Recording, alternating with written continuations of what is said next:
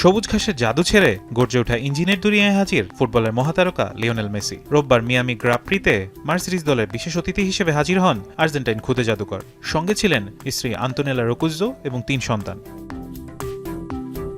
ফুটবলের জাদুঘর এবার রেসিং ট্র্যাকেও। লিওনেল মেসি স্পর্শে যেন বদলে গেল সবকিছু। সবচেয়ে আলোচিত মুহূর্ত, তরুণ ড্রাইভার আন্দ্রেয়া কিমি আন্তোনেলির গাড়ির ককপিটে বসে স্টিয়ারিং ঘুরে দেখছেন মেসি। মুহূর্তেই ভাইরাল সেই দৃশ্য, ভক্তদের মুখে একটাই কথা, মেসি এফেক্ট। আর তারপরেই যেন জাদু। পোল পজিশন থেকে শুরু করে দাপটের সঙ্গে রেস জিতে নিলেন আন্তোনেলি। মাত্র ১৯ বছর বয়সে করলেন ইতিহাস। চ্যাম্পিয়নশিপের শীর্ষে উঠলেন সবচেয়ে কম বয়সে। রেস শেষে নিজে গিয়ে নতুন এই তারকাকে অভিনন্দন জানান মেসি। এক চ্যাম্পিয়নের পক্ষ থেকে আরেক চ্যাম্পিয়নকে সম্মান। এদিকে নিজের দেশের ড্রাইভার ফ্রাঙ্কো কোলাপিন্তোকেও সমর্থন দেন তিনি। স্বপ্ন পূরণের উচ্ছ্বাসে ভাসেন কোলাপিন্তো।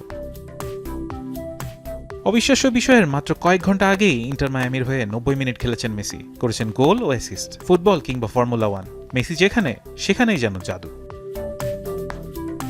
ফারহান ইহসান, এখন।